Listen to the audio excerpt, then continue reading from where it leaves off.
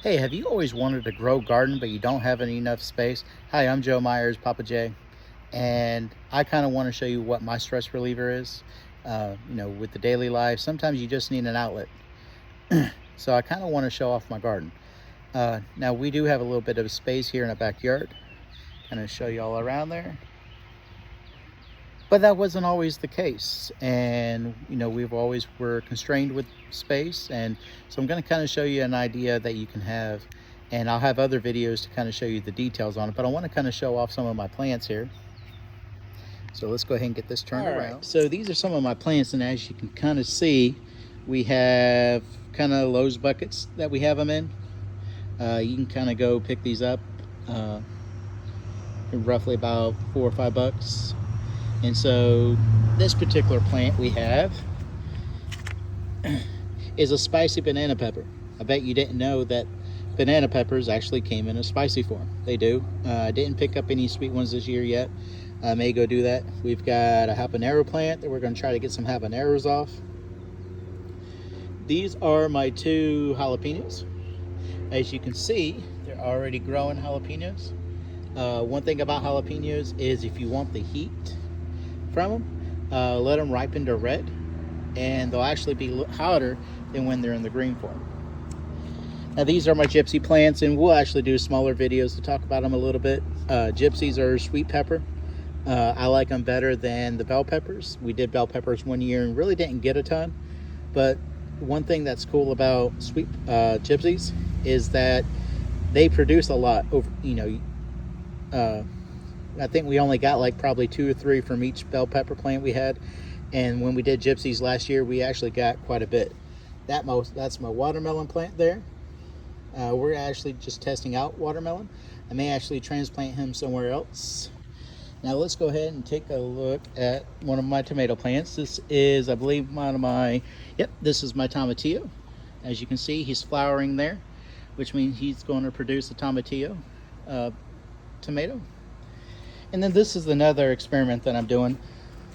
I had 3 planted in the buckets. This is the only one that's doing somewhat well.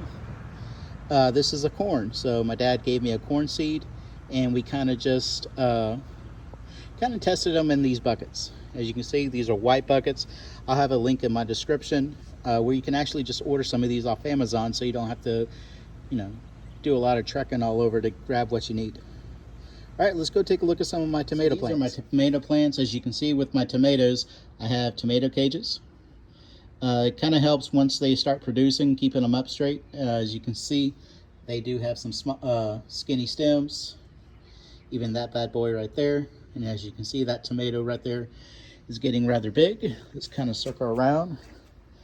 So we ended up getting a lot of, like probably 3 or 4 tomatillo plants. My grandsons just started picking up plants, and so some of them we really weren't sure what we got. This one is the Suprema, so I'm waiting for him to turn red. One thing my grandson Hudson loves to do is come get tomatoes off Papa's tree. And then, of course, that's another one of my tomatillo plants.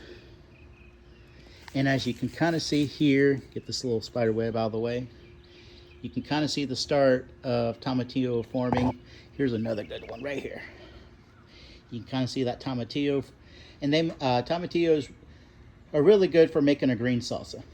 Again, we'll do some smaller videos and focus a little more. These are going to be Jet Red Stars. Hopefully they'll be a little bit bigger tomato. And let's go ahead and look at my raised bed. So this is the first part of my raised bed. This year I did these in buckets last year. These are sweet potatoes that you can grab. A lot of times Walmart, Lowe's, any plant store will have sweet potatoes. So we kind of plant these. I'll probably put some more soil to kind of cover them up.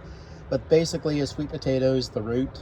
And then one thing my grandson loves to do is dig through the dirt and pick up the sweet potatoes, cut them up, fry them, do whatever with them.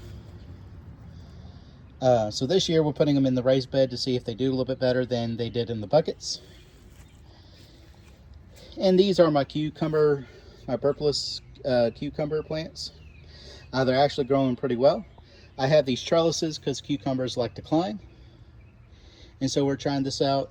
Again, I did these for 2 years in buckets. They did not turn out very well. So this year we're putting them in the raised bed to see if we can't get better cucumbers and see if they go a little bit better. And then one of the other things we have here is 2 squash plants. They're growing well. As you can see, they got a nice pretty flower on this one. You can kind of see in there, I do have a squash kind of growing. I did do 1 squash plant in a bucket last year. It didn't really do all that well. It did produce squash, but got really soft really quick. And again, I'll do a separate video to talk about the pros and cons of doing a bucket. As you can see, I don't have anything really planted in these, but you can see I've kind of got weeds.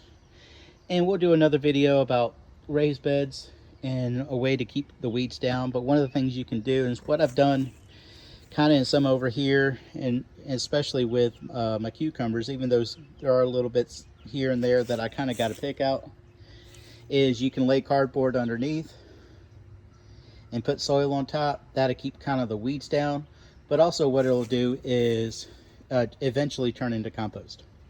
But again, we'll do some other tutorial type videos and kind of some of the stuff I learned. Still debating what should I put over here. I may actually put my my watermelon plant over here and kind of see how that goes. And one more thing to kind of look at is over here are my grapevines. So I got these from my dad last year, back when my mom passed. He had ordered these, and he didn't really have a whole lot of space for them. And I mean, he does have some that he kept, but as you can see, they're growing quite well. If nothing else, if they don't produce grapes this year, they didn't produce grapes last year, but again, kind of hoping either this year or next year.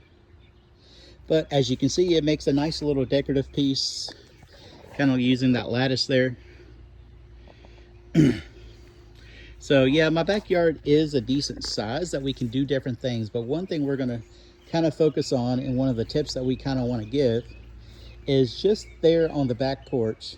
As you can see, I've got 1, 2, 3, 4, 5 tomato plants plus 1 on the other side. So you could actually grow 6 tomato plants and some pepper plants just on your back porch. All you need is some sun. You can use buckets or different type of containers. You can order these on Amazon just so you don't have to kind of go everywhere. I know if you're like me, you're busy all the time. So definitely check out my description. On this video, you'll see some links there to some things you can order off Amazon and get them and actually start your own planting. All right, guys, I will see you in future videos. Enjoy.